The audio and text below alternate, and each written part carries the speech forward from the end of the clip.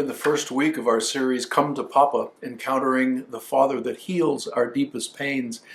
And in this session, or in this week's sessions, we're talking about new eyes to see the Father as he actually is. And so in this second session this week, I want to talk about the design that God had in mind when he first set this whole thing in motion, his design for imparting truth and destiny and purpose to each of our lives. When God first created human beings, clear back in Genesis chapters 1 and 2, I believe those are historical realities. Adam and Eve were two real people in a real place, and were the parents of all mankind. When God created human beings, he had something in mind. He created them in the perfection of the Garden of Eden, his dwelling place, that beautiful place of worship and fertility that God placed the first humans, man and woman. And it says in the book of Genesis that male and female, he created them in his image. That both male and female reflect the full nature of God as our Father, as our Papa. C.S. Lewis said it this way: God is the masculine before whom everything else is feminine, but within his character as Father, there is both masculine and feminine. That's a new concept for you. I pray that the Lord would just give you help in understanding that all of the feminine characteristics that are so important to human existence are part of God's character as well. And as he created us, he not only created the masculine fathering side, he also created the mothering side to us, the feminine side, so that there would be a perfect balance to communicate his character and his nature to his beloved children. And so, male and female in his image, masculinity and femininity, all in balance to be communicated to subsequent generations in the family context. And so, the father in a family is primarily intended to communicate and to impart the masculine nature of God. The nature of God is creator and initiator. Let there be, and there is. You know, that story of creation in Genesis 1 and 2, when the word comes forth, let there be light. I mean, that's a masculine kind of statement.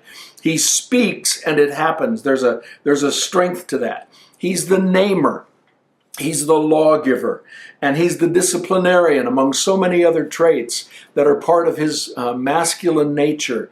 The masculine nature that he communicates to each one of us, whether we are male or female. There's the ability to say yes and mean yes.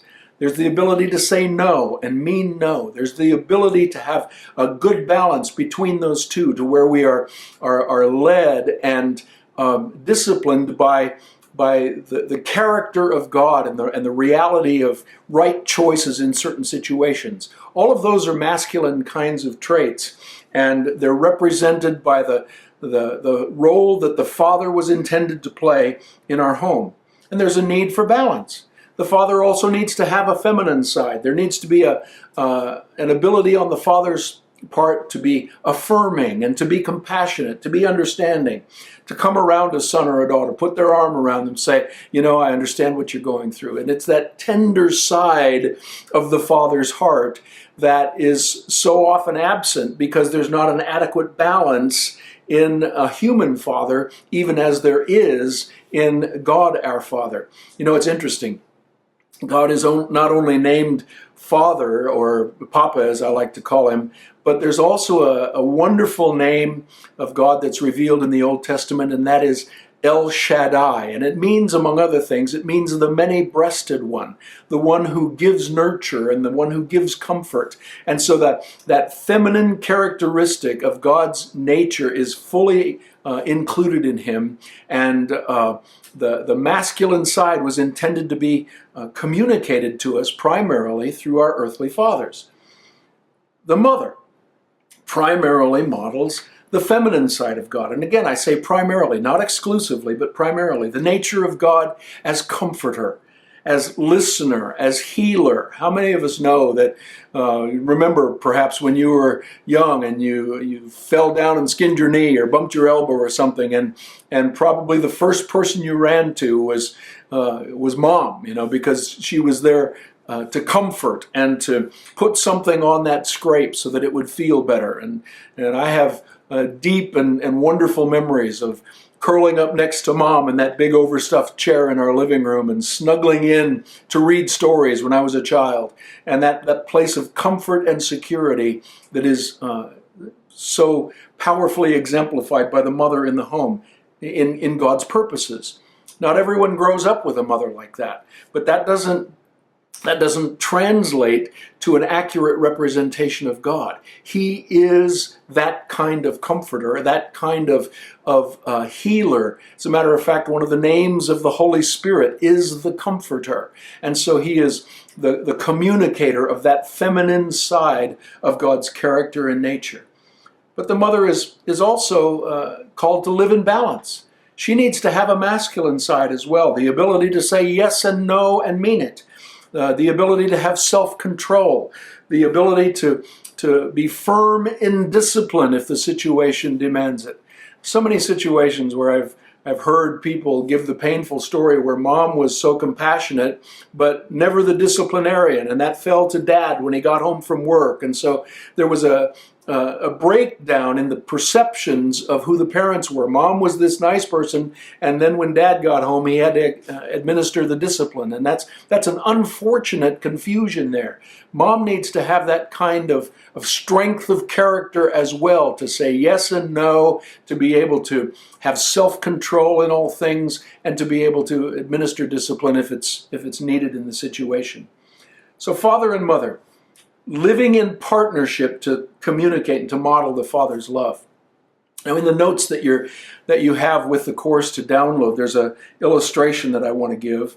The Father's original design, and if you look at this illustration in the notes, I have the Lord pictured in a triangle atop the Trinitarian thing, God the Father, Papa, and then two parents underneath, father and mother.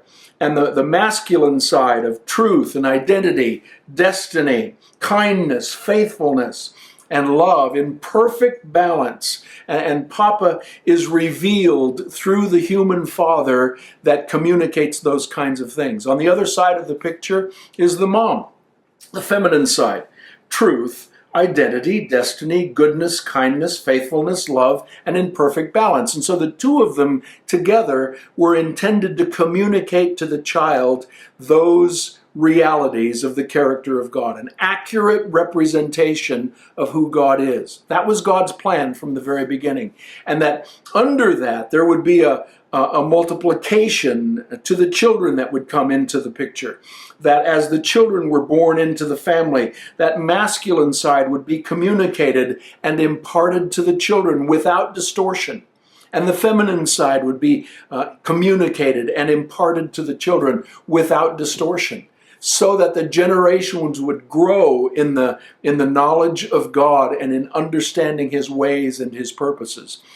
God's intent was to have it that way, that His character would be communicated in an undistorted way through parents to children down through the generations.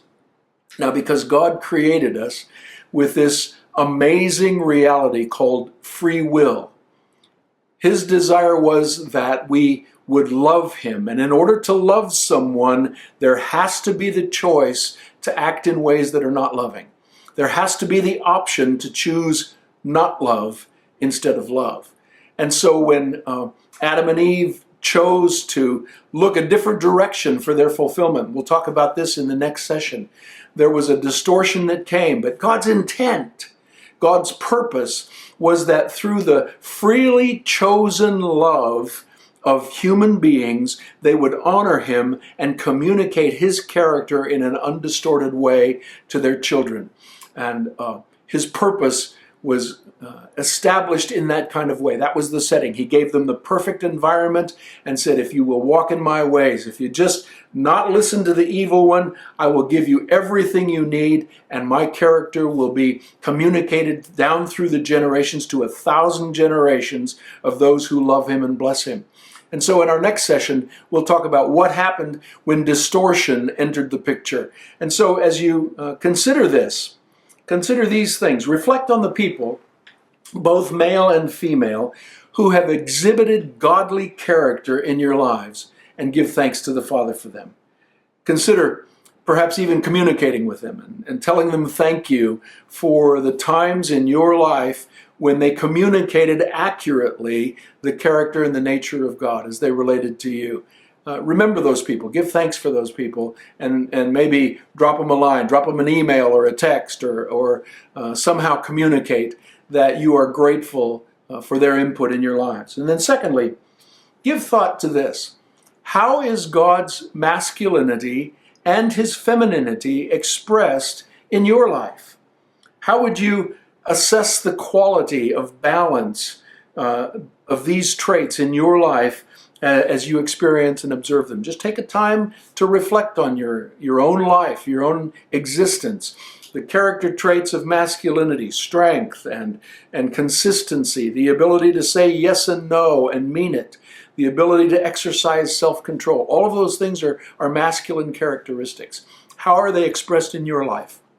On the other side, the feminine traits, all part of Papa's character, and yet the tenderness, the compassion, the willingness to listen, the willingness to understand, the willingness to forgive, to have mercy, to be compassionate in situations. Examine those and find out, let the Holy Spirit show you how those things are active in your own life and what God would want to do to strengthen both areas. I look forward to these continuing sessions. God bless you as you consider these things.